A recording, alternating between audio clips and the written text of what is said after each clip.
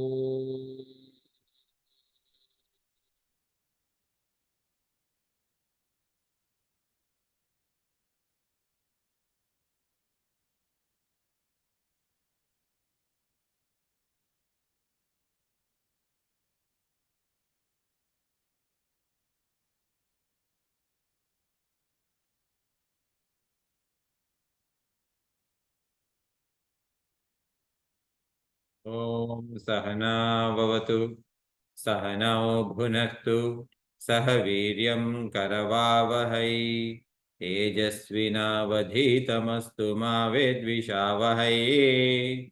Om Shanti Shanti Shanti. Samasta Jana Kalyane Niratam Karunamayam Namami Chinmayam Devam Sadgurum Brahma Vidvaram. Sadgurum Brahma Vidvaram. Good morning, everyone. Welcome back. We are covering chapter 7 of Bhagavad Gita. In here, we are studying about what is Jnana and Vijnana. Now, from a thought flow perspective, what happened is that Bhagavan said that he is both Apara Prakriti and Para Prakriti. That means that he is everything in this world. Okay, both visible and invisible, seen and unseen. As in, like there are several things that are unseen in this world, but which is part of lower Prakriti. Like, say, for example, air is unseen, space is seen but not seen, but the sounds are not really seen, but they can be felt with some other indriyas. So, but what he's saying is that anything, so that means apara prakriti means anything that is seen means it's also anything that is felt, etc. Air is still felt through our physical body, etc. Right? So, Bhagavan is saying he is the entire apara prakriti, and unseen is essentially the consciousness, the jiva bhuta. Sanatana. So that's what Bhagavan said. Now, what happened is that if everything is seen, everything that is seen and unseen, and yet we are unable to experience the presence of the Lord anywhere. Why? That is because within us, majority of us are under the sway of Maya, because of which we are under the sway of Maya means gunas, right? Three gunas. We are under the sway of three gunas, and because of those three gunas, we are unable to see the real truth. On the other hand, and it is, we are not seen because Maya is Maya Duratyaya. He says that Maya is so strong and it is his Maya. The Maya is under his control. Because the Maya is under his control, if we want to experience Lord, we have to surrender to the feet of the Lord. When we surrender, among those people who are able to surrender to the Lord, there are 4 such categories of people.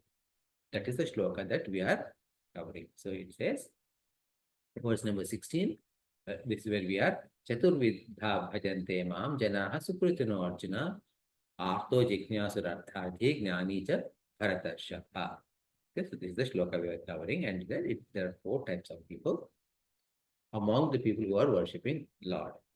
They are categorized Artha, Arthati, Jignasu, and Jnani. Artha means when someone is in trouble, they seek Lord.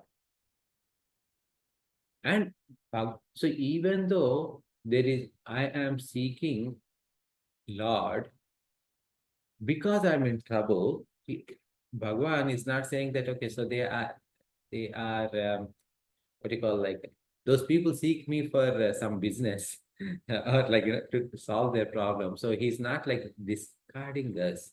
Okay. He's still saying that he's recognizing even such people like us who are seeking him for help, right? Okay, I'm in this trouble and that trouble save me. When we are saying that, he thinks that we are his devotees. So that is the greatness of the Lord. No matter what occasion, if you are able to think about the Lord, Lord is happy with it. So Artha is one category. Jignasu. Jignasu means one who is curious to know about the nature of the Lord. And Artharthi. Artharthi means they're seeking for a particular gain. Gain means any financial benefit or any benefits from any source, right? As in like a financial or other kind of benefits. Okay.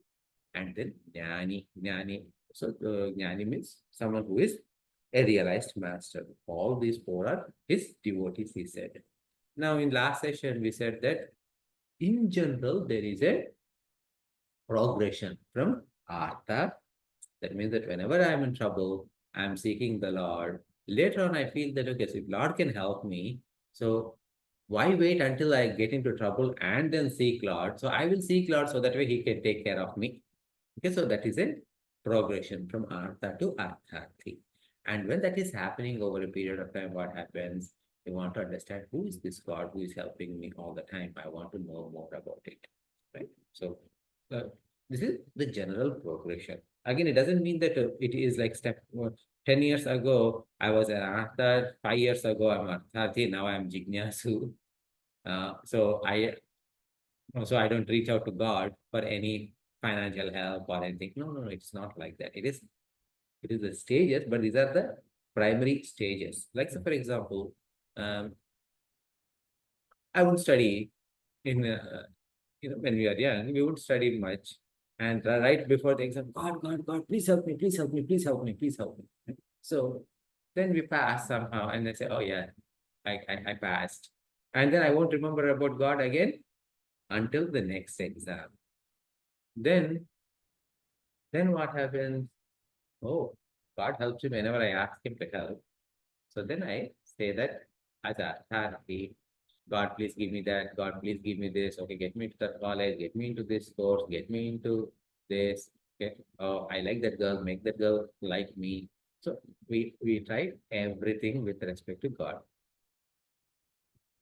Then now when we are sitting here, we are trying to figure out, I want to learn more about God.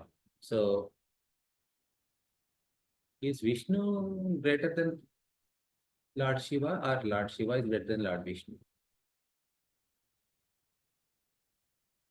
Because in one story it says that Vishnu and Brahma ji, they tried to find the beginning and the end of Shiva and they could not.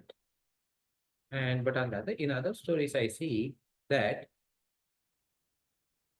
Lord Shiva was in trouble and Vishnu helped, like Bhasmasura story, etc. So who is greater? And we see that Vishnu is doing tapas, I mean, not tapas. He's always closing and like he's smiling. What is he thinking of? Who is he thinking about? Lord Shiva's picture also, he closed his eyes and he's looking like as in meditation. You and I need to do meditation. Why does Lord Shiva need to do meditation? Oh, then when we talk about Devis, that's another big confusion. I know Lakshmi Devi, Saraswati Devi, and Parvati Devi. Yes. Who is Bhuvneshwari? Who is Lalita?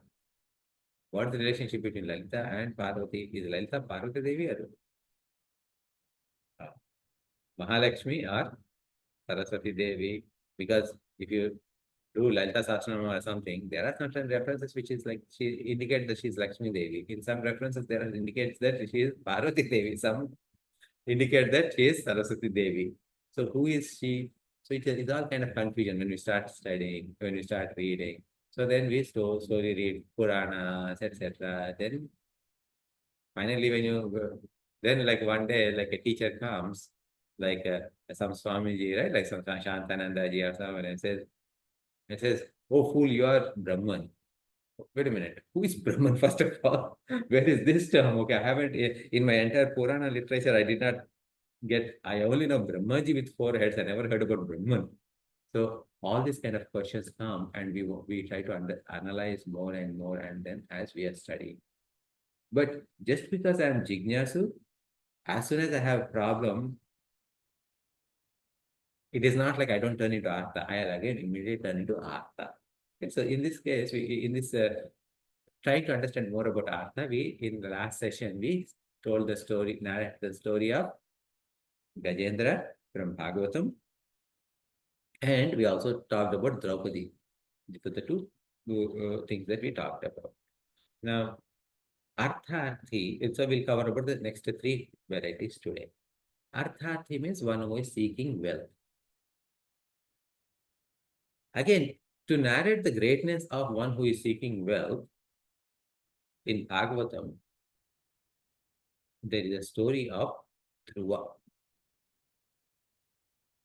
Dhruva is so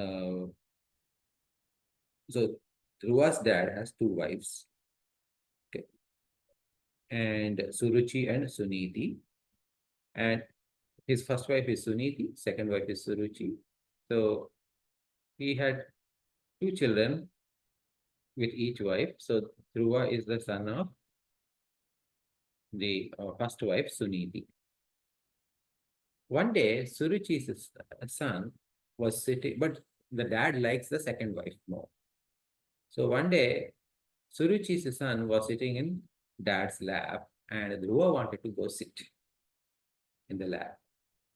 So the second wife, Suruchi, she stops him, the child. Now, this child is a 5-year-old, barely 5-year-old child. And she stops him and says, "You don't have a right to sit on his lap, your dad's lap. If you want to sit in your dad's lap, what you need to do is that, I mean, even though she's kind of a difficult woman and this, right? So she still had some kind of satvika. So she said, if you want to be able to sit in your dad's lap, you should pray to Lord that in your next life you should be born in my stomach, okay, in my womb. Okay, only then you will be eligible to sit in your dad's lap. Now this boy is aghast, he's young.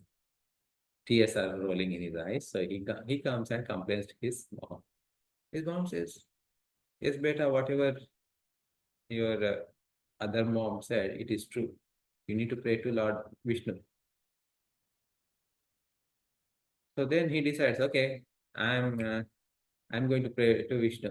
And then he leaves the kingdom and he goes into forest. And he's a 5-year-old boy, right? So as he's going into forest, the Narada comes in touch. He comes across.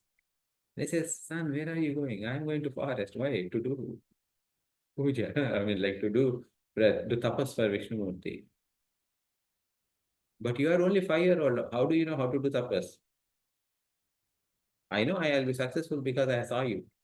You are the greatest bhakta, devotee of Lord Narayana. So you yourself have come as soon as I thought about doing tapas. So that means that I have uh, God's blessings to do this tapas. So you better teach me." And then he appoints this 5-year-old child, appoints the Narada, sage Narada as his guru. And as a guru, he did not have any choice. So again, you say, right, guru always finds the shishya. So he came and then he teaches how to chant Om Namo Narayana Maha Mantra. And then this child does tapas. First 2 months, he is eating the leaves, okay? and he is doing tapas, the fallen leaves. Then second set of 2 months, I think he only drinks water and does tapa. And third set of 2 months, he he is only like breathing and doing tapas, and later on he even stops breathing and started doing tapas. When he stopped breathing, because he is such a devotee of Vishnumurti, the entire Vayu in the entire universe came to a standstill and nobody could get air anymore. So they all ran to Vishnu Bhagwan, and Vishnu Bhagwan smiled and said, yes, my Bhakta, my devotee is waiting there. And he goes and he wakes up this Dhruva. And of course, that Dhruva is what we call as pole star today. Right? So he's given highest role. But here he, of course, he prays, he goes to Lord with with a smaller intent. But then he becomes much larger than that, and the devotion can take there. So if understand that why I'm narrating the story is like you all know this, many of you know this story already. But the reason I'm narrating this story is today, many of us have these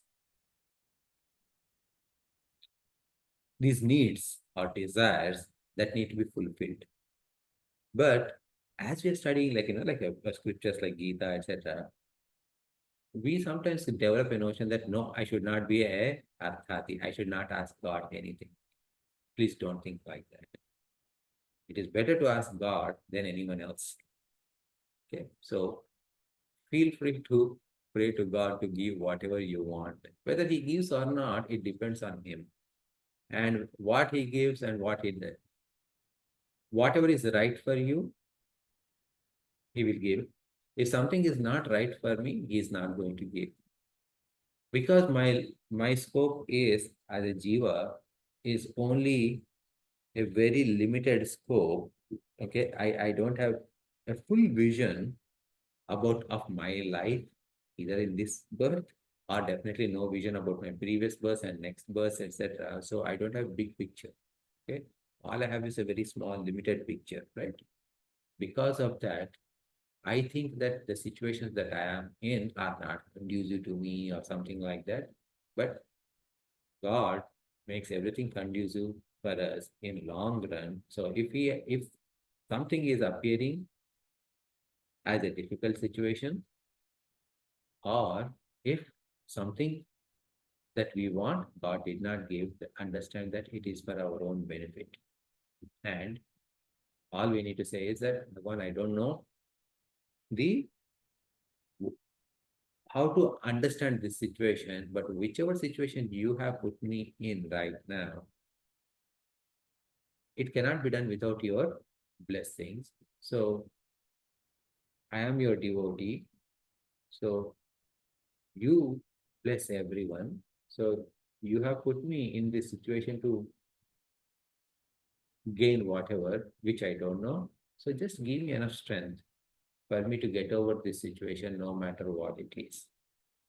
So this is the type of a devotion we should have.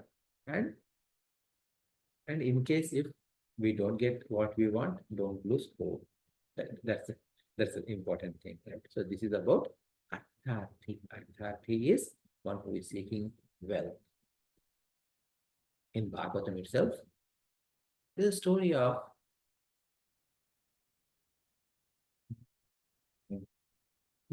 sorry, I blanked out on this Mahatma's name. Give me 1 second. He is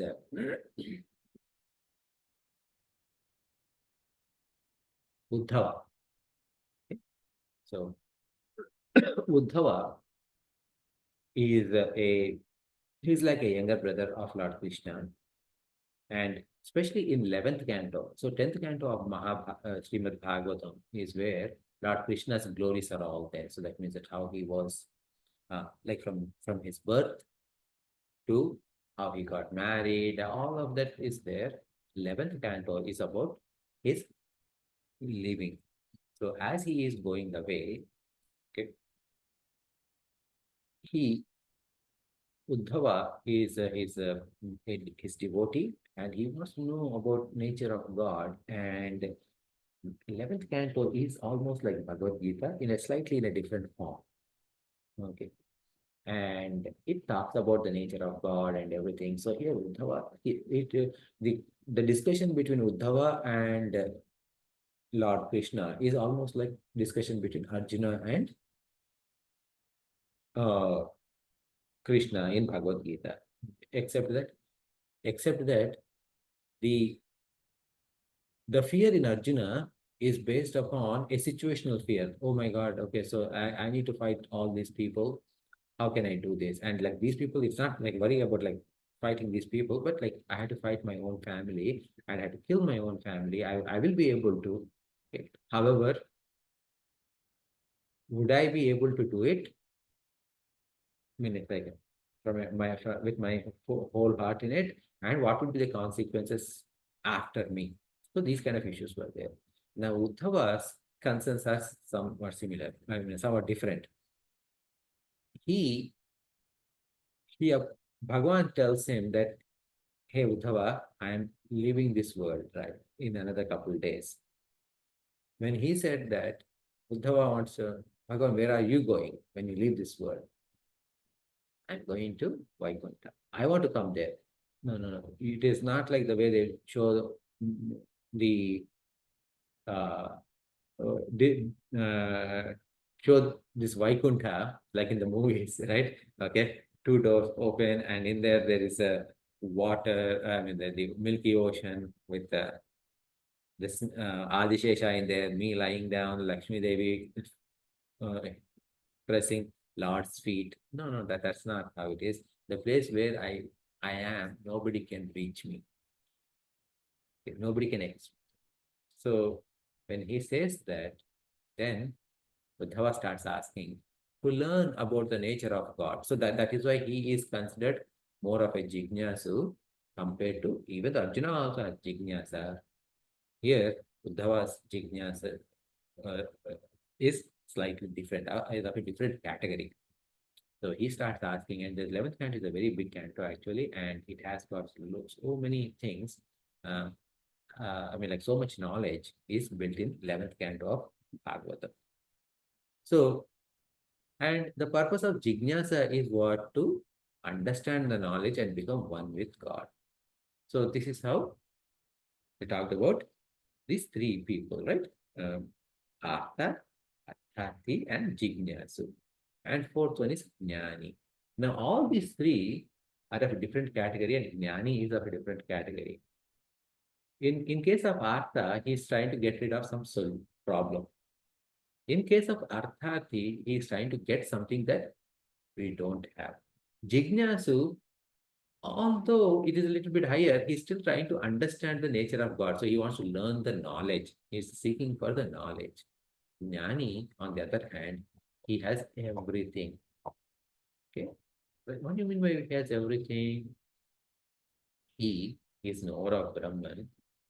So his bhakti means his devotion is nishkama, without any desire. Bhakti itself actually implies love.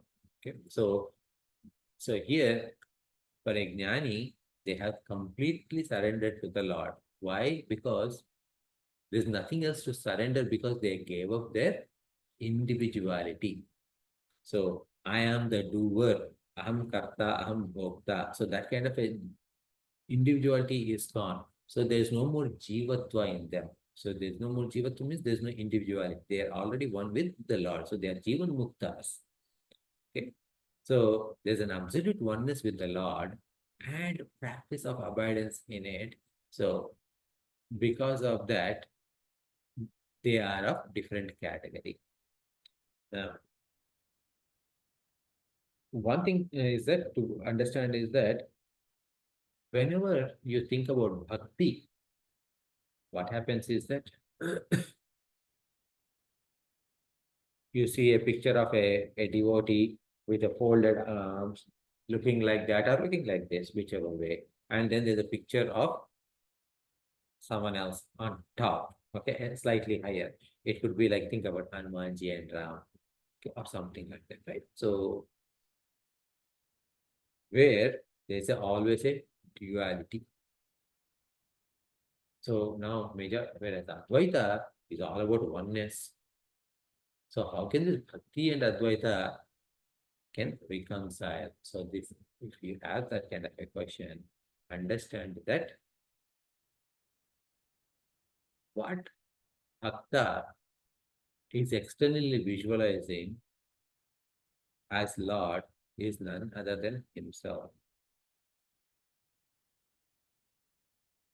This, so suppose if you think about Hanumanji, right? In Hanumanji's story, what happens? There's a story where after Rama Pattabhisheka, meaning like after Lord Ravana was killed by Lord Rama, etc. They come to Ayodhya. It is said that Mother Sita Devi gave him a pearl necklace to Hanumanji as a gift.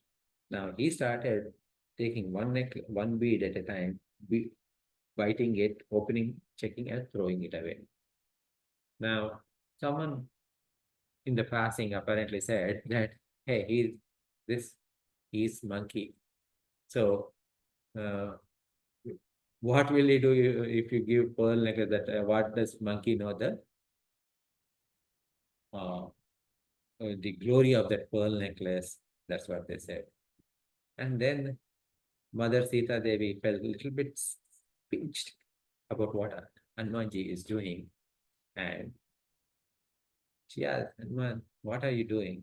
So he said, I'm looking to see if there is anything, if there is my Lord in any of this. And since there's no, my Lord is not in here, he is, I'm throwing this away. Then she was like, what do you mean? That is too bad or something. Actually, like she questioned him. So then that is when he actually like tears open his body and shows that in his heart there is Lord Rama, Mother Sita Devi, all of them are there right in his heart. Now, this is from a bhakti perspective, it's an interesting story. But also from a jnana perspective, what it is saying is that as a bhakta, as a devotee, he knows his Lord is right within him. So that means what? The Brahman is right within me. If Brahman is right within my core and I am nothing other than that, my core, so then I am Brahman. He knows that. Okay? And so all bhaktas who are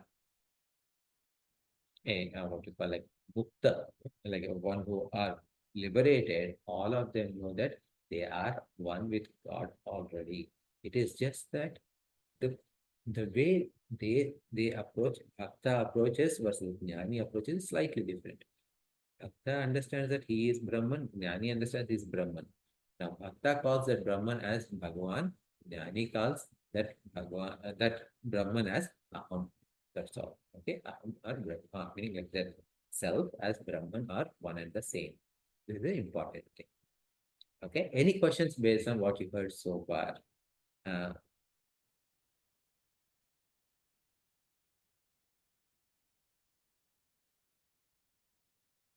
so we'll go to the next shloka then. So this is shloka number 17. I'm going to break down the words, and then we will chant. Okay. Tesham Jnani Nitya Yukta. So there are actually like Nitya Yukta is two words, Nitya and Yukta. Eka Bhaktir Vishishyate. So here, Eka Bhakti Vishishyate. Eka plus Bhakti plus Vishishyate. It becomes Eka Bhaktir Vishishyate. This is one word. When I say plus, it doesn't necessarily mean sandhi. Okay, it can be samasa also. Okay, so uh, don't think that plus means sandhi. Priyo hi, priyo he, that is priyaha and he. There is a sandhi, even though there are two different words. Priyo hi, jnanino maham, jnanino tyarthamaham. So here Jnaninaha atyartham aham. So these three words, Jnaninaha atyartham aham becomes Jnanino atyartham aham. Sa cha mama priyaha. So this is the word breakdown. So can one of you go off mute and repeat after me? Okay, Harry. Right. Tesham jnani nityayukta तेषां ज्ञानी नित्ययुक्ता ekabhaktir एकभक्ति विशिष्यये विशिष्यते विशिष्यते प्रियो हि ज्ञानिनो प्रियो हि ज्ञानिनोत्यर्थम् प्रियो ज्ञानी यर्थर्थम् प्रियो ज्ञानिनोत्यर्थम् अहं स च मम प्रियः अहम् अहं स च मम प्रियः. अहं च मम प्रियः. Okay. So now we in the shloka we said there are four types of jnanis in previous shloka. So now there is a Bhagavan himself is saying he is better among those uh, devotees. Okay. He's not saying that I only like this person. Okay. He's saying that this is a better person. That's all. Okay. He likes all of them. Okay. Now, yes. Tesham jnani vishishyate. So, tesham, meaning among them. Among them means what? Among the four types of devotees that are there. Artha, Arthati, Jignasu, and Jnani. Among them, this Jnani is Vishishyate. Vishishyate means excels. So among the four types of devotees, Jnani excels because he's Brahmavit, he's the knower of Brahman. So why do you say that Bhagavan? Oh yeah, because there are reason. Oh, there's not one reason, there are actually four reasons. Okay. There are four reasons why Jnani is excelling compared to other three. What are those? Nitya Yukta. Okay, Nitya Yukta is the first word. So this word came in the first line, right? Tesham Jnani Nitya Yukta. Okay, so Nitya Yukta is reason one. Why Nitya Yukta means? Yukta means united. Nityam Yukta means always united. It's ever united. So that means what? What is he united with? This Jnani's mind is always with Brahma. Okay, so this is Nitya Brahma Samahitaha, Sarvada Brahmani Eka Chittaha. So that means always abiding in Brahman. So his mind is very serene. His mind is very pure. Because his mind is serene and pure, and his the other indriyas, etc., they are not running around. Okay, there's no agitation in his mind. So what happens? His mind is always in Brahman.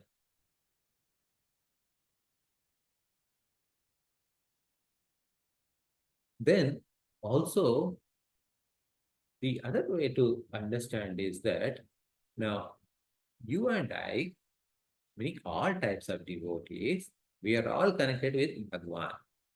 But when we are connected with Bhagwan, what is the Bhagwan that we think about? We think about a particular form. We think about Shiva, Lord Shiva, Lord Vishnu, Lord Rama, Kumaraswamy, Vinayaka, Anjaneya. So, all of these are what? They are associated with Ishvara. Ishvara, why? Because we are thinking about a particular form, we are thinking about certain gunas, etc. So, our connection is with that form of the Lord. Okay, Lord itself means, okay, there's a particular form, particular gunas, etc. Right? So this particular form of Ishvara, which has connection with Maya, whereas the connection between this Jnani and Brahman is that they have a direct connection because they are able to see Nirguna Nirakara Brahma, which is always there, Nitya and Akshara. So because it's Nitya, the word Nitya means always, right?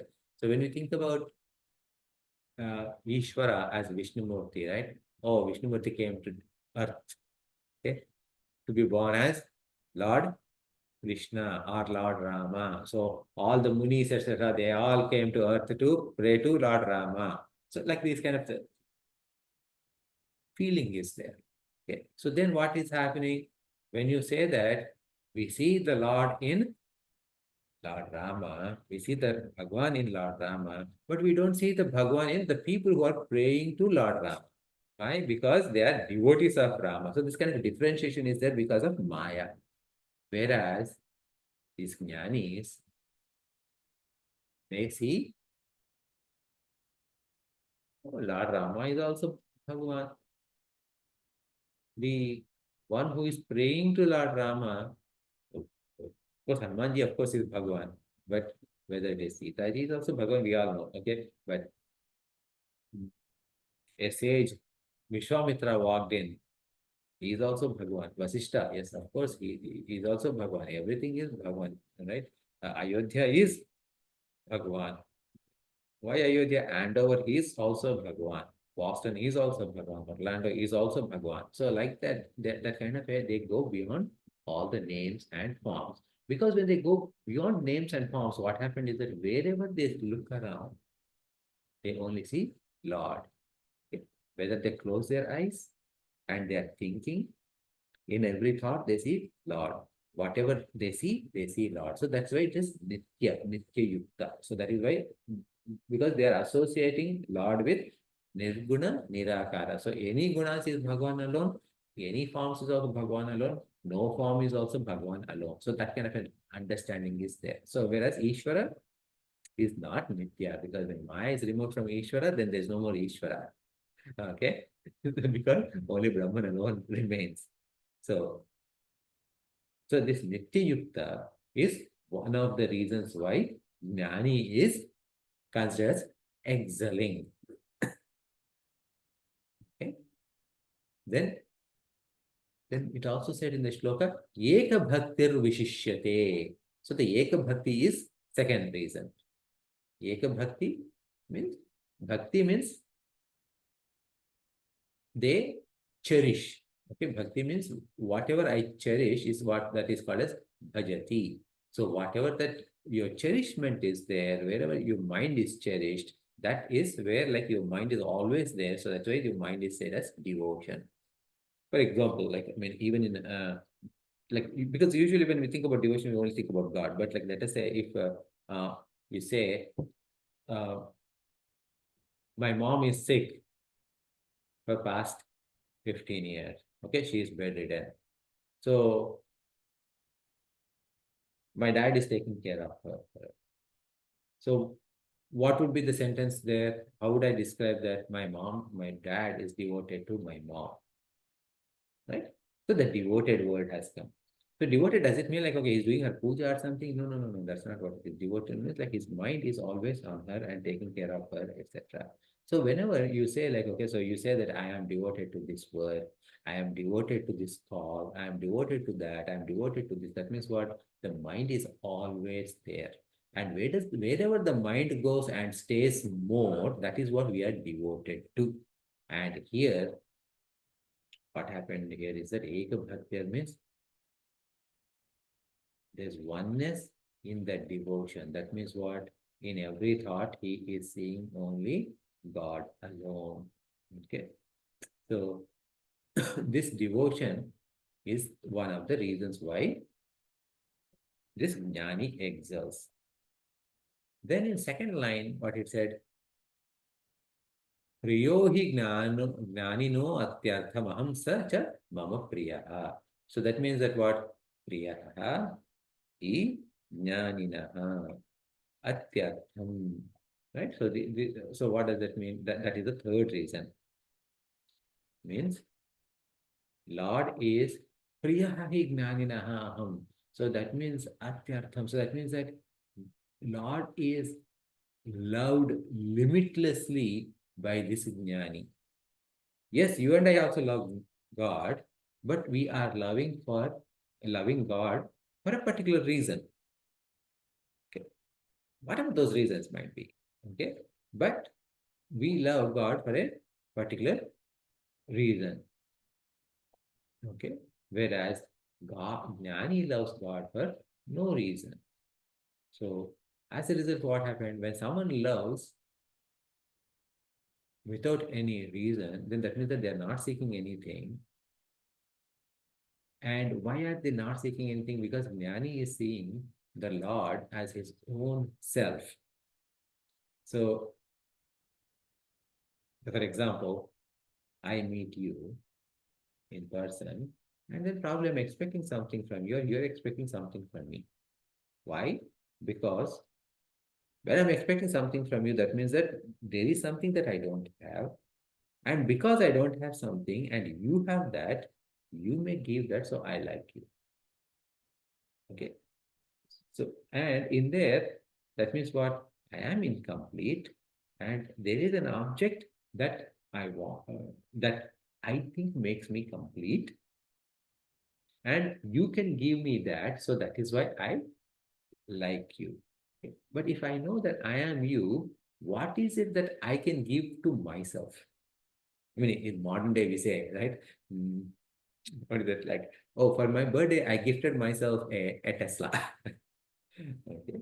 No, no, no. This is not that kind of thing. Okay? We don't seek anything from ourselves, right? So, in the same way, because Jnani sees God as himself, then he is not expecting anything from God. Okay. He knows that Lord is his own self. So, he sees that. And who is the most dear to anyone? We ourselves are most dear to ourselves.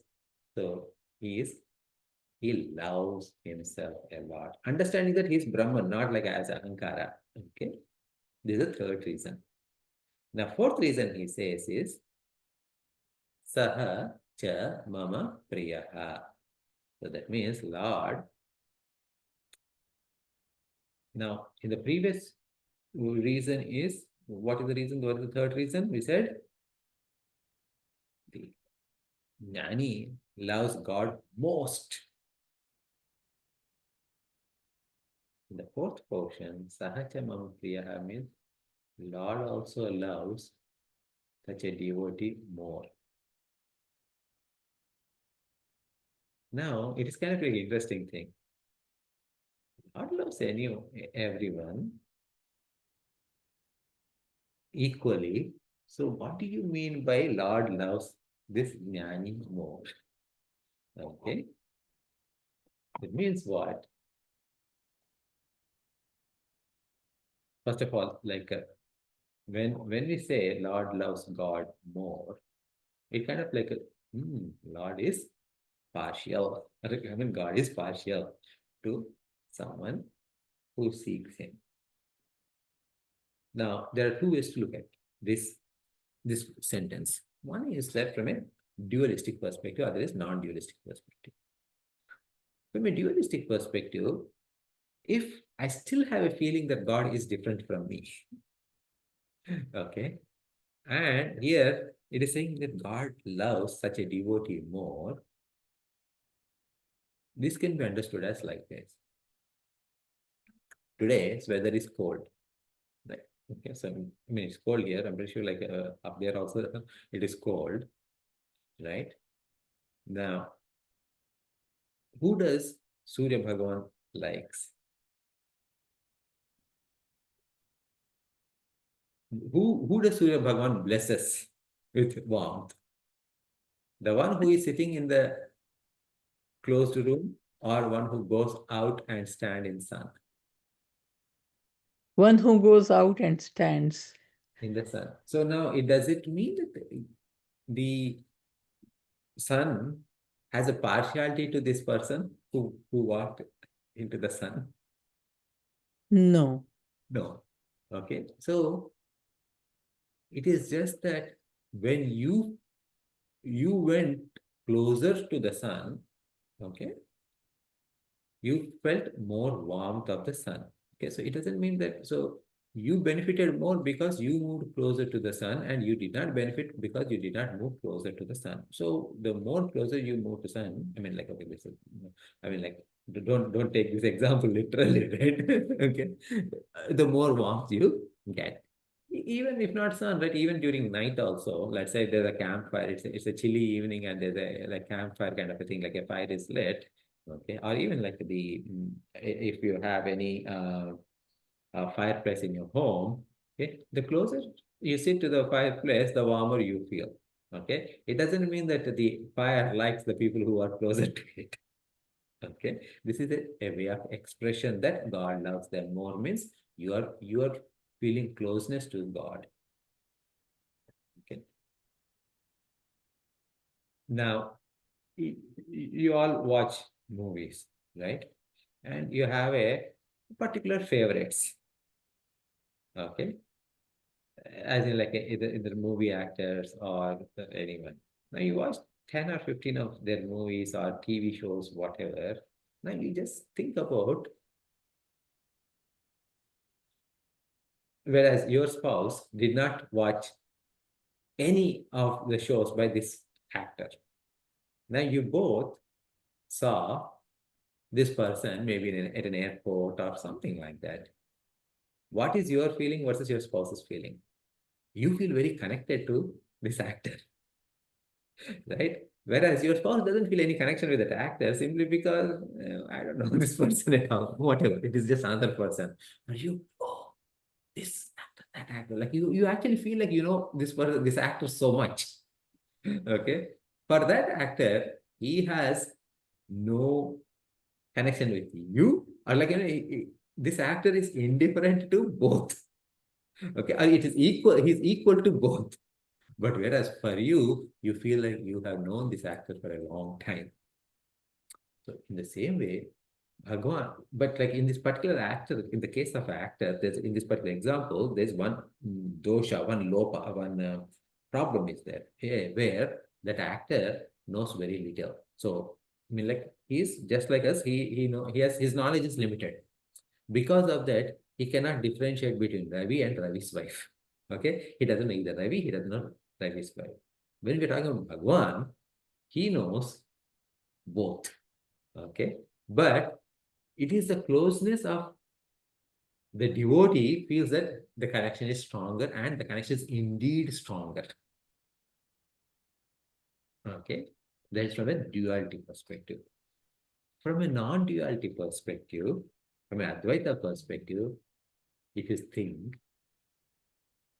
I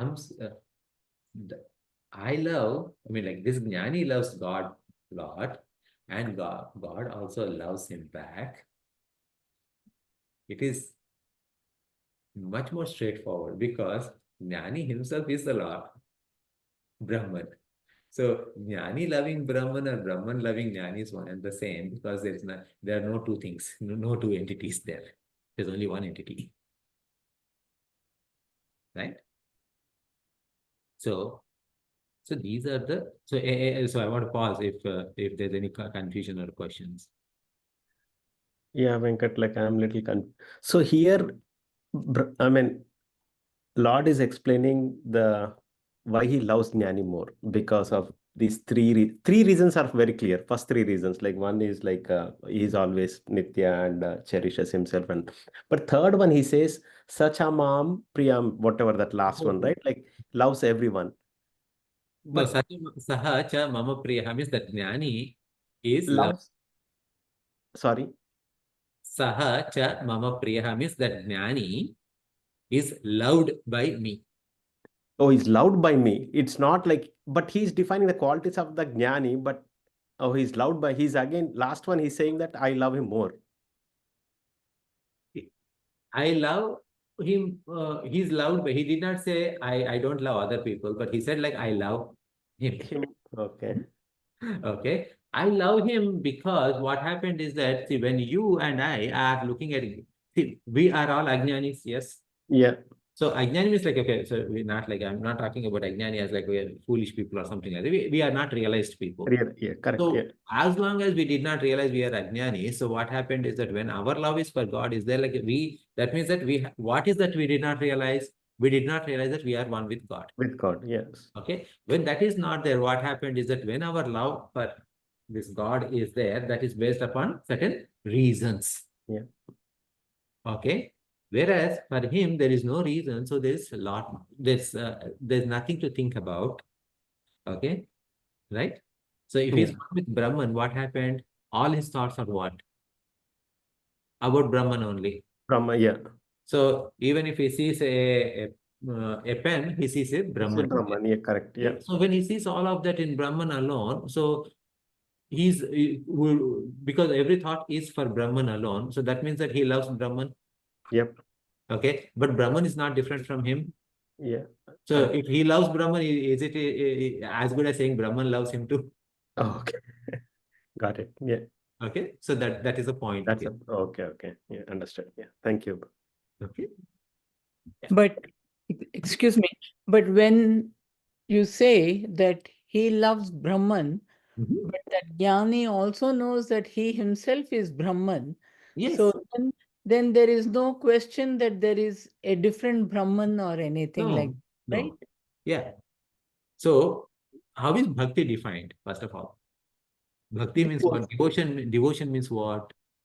Devotion means all your thoughts are in Brahman alone. Yeah. Okay. If your thoughts are in Brahman alone, and what thoughts do you get? Do you mean like, I get a thought about, like tomorrow morning I have work. Okay. Yeah, and in work, I need to do this. I have some of these pending things, etc. All these thoughts are there. Okay. And I have thoughts about my family. Okay. And I have thoughts about like what all I need to do. I need to go to this groceries. I need to buy this. I need to go to temple. So I have a laundry list of things that are all listed in thoughts. Yes. Yeah. So now occasionally I do have thoughts. Oh, tomorrow we are going to cover. Actually, on Tuesday we are going to cover Drigdishya Viveka. That's a wonderful book. That's so nice. So I have some thoughts about God also. Okay, but these are interspersed with all other thoughts. So when I have a thought about my wife or my child or my work, etc., I'm not thinking about God. Okay, now this person. So that means that my devotion is when I'm thinking about God, only I can say like I'm devoted to God. When I don't have the thought of God, I cannot say that I'm devoted to God. Yes. Now this person, if he thinks, I mean, like if there's a thought comes into like there is a bread in front, there's a bagel in front of me. Okay. So what is it? Oh, Brahman appearing as bagel. Okay. I am hungry. Oh, this body, which is made up of Brahman, is hungry. So like that kind of implicit understanding is there in every thought that everything is Brahman alone. And so that means what? Every thought, so that means that even when he's thinking about his breakfast, he's thinking about Brahman only. I'm eating Brahman. Yes. Right? That's what it is, right? Brahmarpana Brahma is nothing but that. Right? So when that kind of a thing is there, so now his devotion is to Brahman.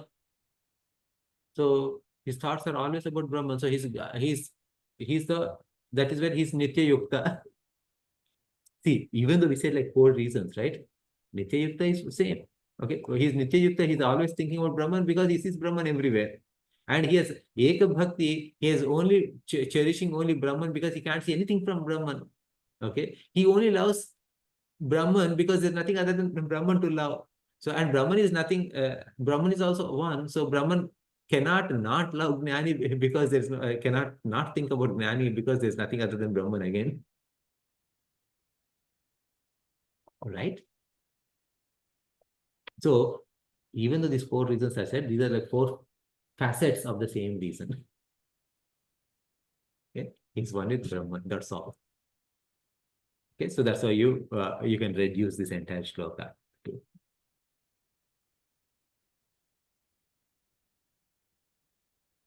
Make sense? Yeah.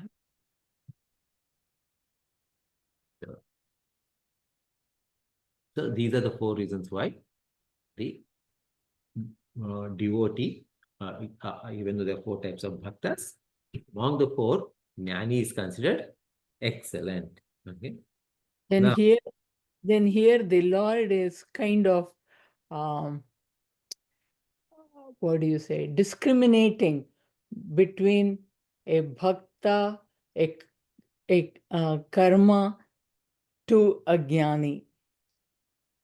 discriminating what? Discriminating because he's saying Among the devotees, I like Jnani, that's what you're I like jnani the best, Mhm. but a karma, a one who does karma Mhm. and one who does the bhakti, Mhm. they also are doing their jobs with karma or with that Lord in their mind. Bhakta is not different from Jnani. Yeah, if you take it that way. No. Yeah. No, it's not like if you take it that way. See, in this Bhagavad Gita, chapter 2, what did he calls him as Sthita Prajna. Right? Sthita Prajna is one who has steady wisdom. He is nothing but Jnani only. Then the term that is used in chapter 6 is yogi. Yoga means one who is united with God. So yogi is same as Sthita Prajna. Here Jnani word is used. Is same as yogi only. And then in chapter 1 you'll see bhakta. Again same as like this. Even though there are several different terms are used, they're all one and the same. So there is no difference between bhakta or jnani. There's no difference between bhakti and jnana. They both are one and the same.